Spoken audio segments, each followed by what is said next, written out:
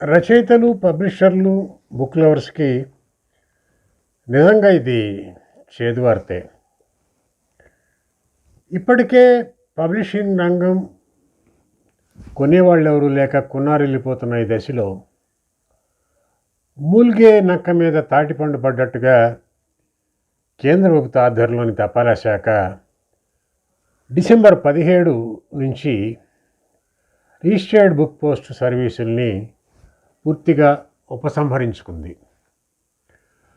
Registered book post అనేది దేశంలోని ఏ ప్రాంతానికైనా పుస్తకాన్ని చౌకగా అందించడానికి అందుబాటులో ఉన్న ఒక మంచి సర్వీస్. మొన్న మధ్య దాకా 18 రూపాయలు పెడితే ఒక పుస్తకాన్ని మనం ఎక్కడికైనా పంపించే అవకాశం ఉండేది. ఆ తర్వాత జిఎస్టీ కలిపారు, అది 24 రూపాయలు 25 రూపాయల దాకా అయింది. అయినా పర్వాలేదు, ఒక 25 రూపాయల్లో మనము ఒక 200 పేజీల పుస్తకాన్ని ఎక్కడికైనా పంపించవచ్చు అనే ఒక ధీమా అనేది ఉండేది. ఇప్పుడు ఆ రిజిస్టర్డ్ బుక్ పోస్ట్ సర్వీస్ని పూర్తిగా తొలగించేసి మీరు ఎక్కడికైనా పుస్తకాలు పంపించాలంటే స్పీడ్ పోస్ట్ ద్వారా పంపించండి, లేదంటే రిజిస్టర్డ్ పార్సిల్ ద్వారా మాత్రమే పంపించండి అని చెప్పి తపాలా శాఖ ఉత్తర్వులు జారీ చేసింది. స్పీడ్ పోస్ట్ అనేది దూరాన్ని బట్టి టారిఫ్ వసూలు చేసేటువంటి ఒక సర్వీసు. నగరంలో ఉదాహరణకు హైదరాబాద్ నగరంలో లోకల్గా అయితే కొంతవరకు ఒక టారిఫ్ ఉంటుంది. బయట దూరం కరీంనగర్కు పంపించాలంటే ఆ టారిఫ్ మారుతుంది, ఢిల్లీకి పంపించాలంటే ఇంకా పెరుగుతుంది.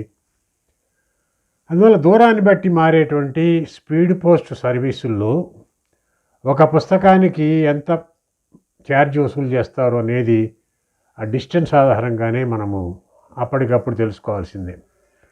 రిజిస్టర్డ్ బుక్ పోస్ట్ అలా కాదు, 5 కిలోల వరకు మనం పుస్తకాలని పంపించవచ్చు. నేను ఆ మధ్య నా స్వానుభవం కూడా చెప్తాను. 5 కిలోల పుస్తకాలని ఒక 70 రూపాయలు పెట్టుకుంటే వెళ్ళిపోయేది. అంత చౌకగా పుస్తకాలని మనము పాఠకులకి ఇతరత్ర దుకాణాలకి చేరవేసేటువంటి సౌలభ్యం ఉంది. రిజిస్టర్డ్ పార్సిల్ కూడా చాలా ఎక్కువ అవుతుంది. అది అరకిలో నుంచి టారిఫ్ లెక్క పెడతారు దాంట్లో. ఈ మొత్తం నిర్ణయం అనేది ఒక రకంగా ఆశీనిపతంలాగా తయారైంది. చావు దెబ్బతీస్తోంది తెలుగు పబ్లిషింగ్ ఇండస్ట్రీని అని స్పెసిఫిక్గా మనం మొత్తం ఇండియన్ పబ్లిషింగ్ రంగాన్ని, మరీ ప్రత్యేకించి తెలుగు పబ్లిషింగ్ రంగాన్ని ఇది చావు దెబ్బతీసేటువంటి చర్య అని చెప్పి మనం ఘంటాపదంగా చెప్పుకోవచ్చు. తపాలా శాఖ ఇప్పటికీ ఎంతో కొంత ప్రజోపయోగ సర్వీసెస్ అందజేస్తుంది అనేటువంటి ఒక భావనలో ప్రజలు ఉన్నారు. ఒక చాలా చౌకగా కార్డు ముక్కలు రాసుకునేవాళ్ళు, కార్డు ముక్క రాసేవాళ్ళు. అలాగే పోస్ట్ మ్యాన్తో మన దైనందిన జీవితాలు ముడిపడి ఉండేవి. ఏమో తెస్తున్నాడా పోస్ట్ మ్యాను, లేకపోతే ఉత్తరం తెస్తున్నాడా అని ఎదురు చూసేటువంటి రోజులు ఒకప్పుడు ఉండేవి.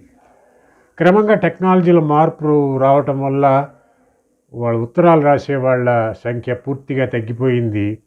పోస్ట్ ఆఫీస్ వాళ్ళు కూడా క్రమంగా ఈ పోస్టల్ సర్వీసెస్ని తగ్గించుకుంటూ వస్తూ డిస్కరేజ్ చేస్తూ వచ్చి అదర్ సేవింగ్స్ అకౌంట్స్ని ఒక రకంగా దేశంలో ఉన్న పోస్ట్ ఆఫీసులన్నీ ఒక మినీ బ్యాంకులుగా తయారు చేశారు. వాళ్ళకి తపాలా శాఖ లాభాపేక్ష ధ్యేయంగా పయనిస్తోందేమో అని అనిపిస్తోంది. మున్ముందు రోజుల్లో తపాలా శాఖను ప్రైవేట్ పరం చేసినా మనం ఆశ్చర్యపోనక్కర్లేదు. ఇది ట్రెండ్ ఇలా కంటిన్యూ అవుతుంటే ఇప్పుడు ఈ రిజిస్టర్డ్ బుక్ పోస్ట్ పూర్తిగా రద్దు చేయటం వల్ల పాఠకుడికి అదనపు భారం మోపినట్టు అవుతుంది.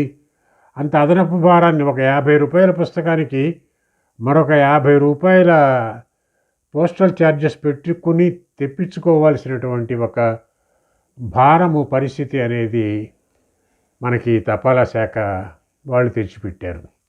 ఇది చూస్తుంటే ఇప్పటికే పబ్లిషింగ్ బాగా డిస్కరేజింగ్గా ఉంది. ఒకప్పుడు 1000-2000 కాపీలు ప్రింట్ చేసేవాళ్ళు.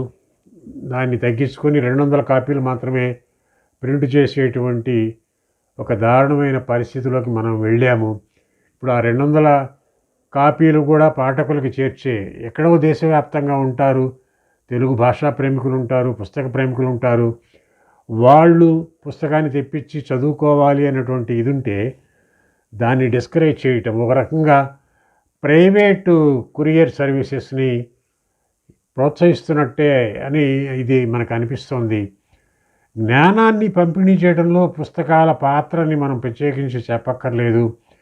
డిఫరెంట్ ఐడియాలజీస్, డిఫరెంట్ భావజాలాలు కావచ్చు, కల్పనా సాహిత్యం కావచ్చు, కథలు, నవలలు, వీటన్నిటినీ కూడా ఒక సమగ్రంగా పాఠకులకి ప్రజలకి అందజేసి వాళ్ళకి చైతన్యం కలిగించడంలో నాటి నుంచి నేటి దాకా పుస్తకం పోషిస్తున్న పాత్ర చాలా అద్వితీయమైంది. అటువంటి ఉత్తమమైనటువంటి ఆ కృషి సర్వీస్ చేస్తున్నటువంటి పుస్తకాన్ని నిజంగా చంపేయడానికే ఈ చర్య ఉద్దేశించారా అని మనం అనుమానించాల్సినటువంటి పరిస్థితి నెలకొంది. పబ్లిషర్సు బాగా డిస్కరేజ్ చేయటం వల్ల, పబ్లిషింగ్ వెనకబట్టడం వల్ల సెల్ఫ్ పబ్లిషింగ్ పెరిగింది. రచయితలే తమ పుస్తకాలని తాము రాసుకుని అచ్చు వేసుకునే వాళ్ళ సంఖ్య గతంలో కంటే బాగా పెరిగింది. ఈ రచయితలంతా కూడా సెల్ఫ్ పబ్లిషింగ్ రచయితలు, అట్లాగే స్మాల్ పబ్లిషర్స్, కొత్తగా ఫీల్డ్లోకి ఎంటర్ అవుతున్న వాళ్ళకి ఇది నిజంగా చాలా ఒక అన్ఫార్చునేట్ థింగే. వాళ్ళు రచయితలు రాసుకుంటారు, ఏదో కొంత డబ్బులు జమ చేసుకొని పబ్లిష్ చేసుకుంటారు. వాట్సాప్ల్లో వాటిల్లో ఆర్డర్స్ వచ్చినప్పుడు వాటిని పంపించడానికి పోస్ట్ ఆఫీస్కి వెళ్ళి 1 గంట 2 గంటల్లో టైంని వెచ్చించి పాఠకులకి సర్వీసెస్ ఇస్తున్నారు. మొత్తానికి ఇది ఈ సెల్ఫ్ పబ్లిషింగ్ని, అట్లాగే టోటల్ పబ్లిషింగ్ని, ఈ పుస్తక ప్రేమికుల ఇంట్రెస్ట్ని దెబ్బతీసేటువంటి ఈ రిజిస్టర్డ్ బుక్ పోస్ట్ సర్వీసు ఉపసంహరణ మీద ఢిల్లీలో ఉన్న ఇండియన్ పబ్లిషర్స్ ఫెడరేషన్ లాంటి సంస్థలు గట్టిగా దాన్ని పూనుకుని కేంద్ర కమ్యూనికేషన్ల శాఖ మంత్రితో వాళ్ళు సంప్రదింపులు జరిపి మళ్ళీ రిజిస్టర్డ్ బుక్ పోస్ట్ సర్వీసెస్ని ప్రవేశపెట్టడానికి వీలుగా గట్టిగా చర్యలు తీసుకోవాల్సినటువంటి అవసరం ఉంది. అలా చర్యలు తీసుకోని పక్షంలో తప్పనిసరిగా ఇది ఇప్పటికే ముందు చెప్పుకున్నట్టుగా ఇప్పటికే కునారిల్లిపోతున్నటువంటి పబ్లిషింగ్ రంగాన్ని ఇంకా దాన్ని పూర్తిగా చావు దెబ్బతీయటం అవుతుంది.